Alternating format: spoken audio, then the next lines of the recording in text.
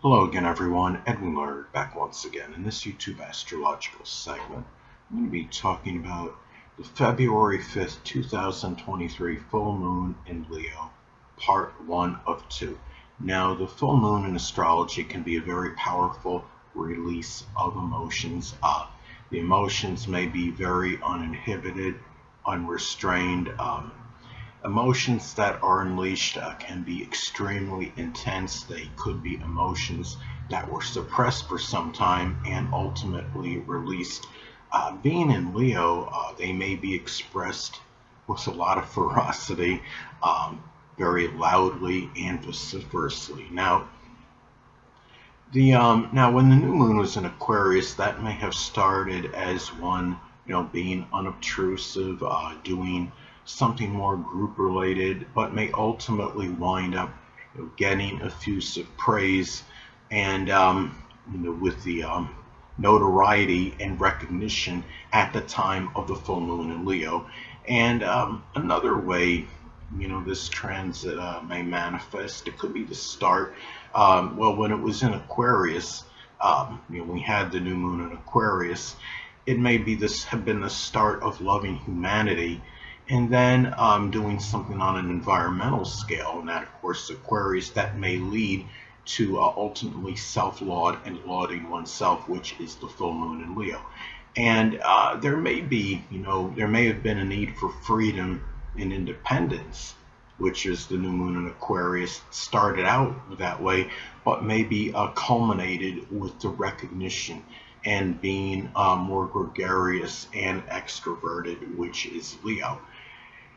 This full moon in Leo may affect all collectively, but especially people with a Leo or Cancer, Sun, Moon, or Ascendant. Leo, of course, because it's going to be in their own sign, and Cancer because the zodiac sign Cancer is simply affected strongly by all transits and phases of the moon. This may be strongly attributed to the zodiac sign Cancer being very fickle, moody, and temperamental. It may be especially intensified if it makes a conjunction to one's Leo, Sun, Moon, or Ascendant. Um, there can be a greater propensity for accidents at the time of the full moon. Given this is going to be in Leo, it may be due to showboating. It could be standing on top of a moving vehicle, doing wheelies. Um, I don't believe this is necessarily limited to accidents on the road, though. If someone is doing something Leo related, say if they're doing something like circus performing, there may be a greater danger of an accident. Um, like walking on a high wire and slipping if there's no netting. Now, the full moon can also, be a time when something reaches an ending or culmination. With this being in Leo, it could be the ending of something that had, excessive drama, dominance. Could have been dealing with somebody who was very domineering and overbearing. It could be the end of an extravagant situation, something that was loud or boisterous. If you have this, say, in your third house, it could be dealing with loud, boisterous, rowdy neighbors as some example, and it could come to an end at this time. And also, too, it could be the end of expressing, some kind of, generosity or entertaining, people. Um, it could be also, too, the full moon in astrology can also be about revelations and unveilings. With this being in Leo, it may be associated, with someone, comes out that's very domineering, bombastic, overbearing, arrogant, egotistical, extravagant, or attention seeking. It could be a person that is giving this impression of grandeur. On the positive side, it could be some, revelation or awareness of creativity, charisma, magnetism, ability to entertain, or even working with children. Now, Hold on a moment, people. Now, I'll give an example here. Now, it can be, could be the disclosure. Um, say if it falls in the eighth house. It could be a disclosure of someone in a shared resources situation being overly extravagant or spending more funds than's needed. Um, the full moon in astrology can also manifest in one becoming tired, exasperated, or simply full of something. With this being in Leo, it could be due to not being lauded or praised enough. Many may feel they're not getting the recognition or attention they deserve, or for what they do. And maybe the fact this is in Leo, it may be expressed in a very loud, vociferous, and demonstrative fashion. One may become tired. Again, someone that is overbearing, bombastic, domineering, or arrogant or extravagant. It can be regarding someone that has that, know-it-all outlook, feeling superior, um, than others. Somebody that condescends others frequently. Some cases it may be when one becomes irritated at a person that is just simply very attention-seeking.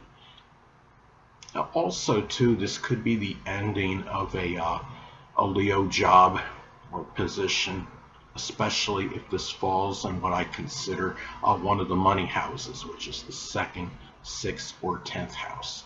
One may end a position in cardiology, working with children, the military, sports, golf, creativity, even a product demonstration, entertainment, which can include circus performing as some examples.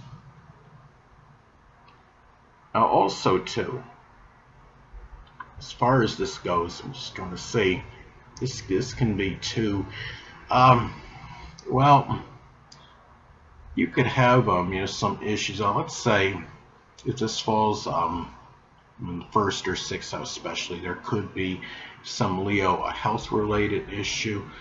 Um, could be something with the heart, the upper back or spine, and maybe some simple strain with the upper back as an example, and nothing likely overly serious since we're not talking about an eclipse or any kind of or supermoon.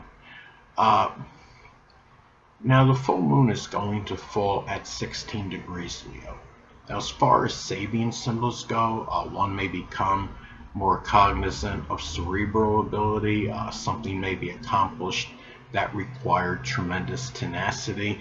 There may be something unveiled regarding a vengeful or vindictive quality of a person. If of an older age, someone may receive accolades and recognition for something. It could be about breaking through things that have inhibited you, whether it may be a fear or what have you. There may be an awareness of an ability just to be doing something where you're non-conforming and unorthodox. Now also too, it's important to look at the house this falls in your natal chart, as this could impact its delineation and interpretation. Now, this is going to fall in my fourth house. This could manifest in a number of ways. It could be the realization of being magnanimous, generous, courageous, extroverted, creative, vibrant, and charismatic, which is Leo, at the core, which is the fourth house. Now, it could also be maybe I finally become tired, exasperated, or simply full of it, which is the full moon, of an extravagant, which is Leo, home situation, which is the fourth house. And it may be about being upset, not believing I'm getting the proper accolades and recognition for something that I've been doing out of the home, you know, which is, in this case, doing, the YouTube astrology videos. And It could be also, becoming more cognizant that, being more, extroverted and gregarious in general may figure prominently, in my, general life situation in the latter part of life, as in, just basically like say, just being, more as a person, more extroverted and gregarious at this time may actually factor in to having, the latter part of life, which I'm actually currently in technically now, which might, be happier and more auspicious for me, because naturally, if you're going to be, start to be more extroverted, then you have, an opportunity to have more people in your life, and thus it could make your, that latter part of your life happier if those people are maintained in it. But anyway, people, that'll conclude this YouTube astrological segment. Until next time, Edwin Learnard saying stay well.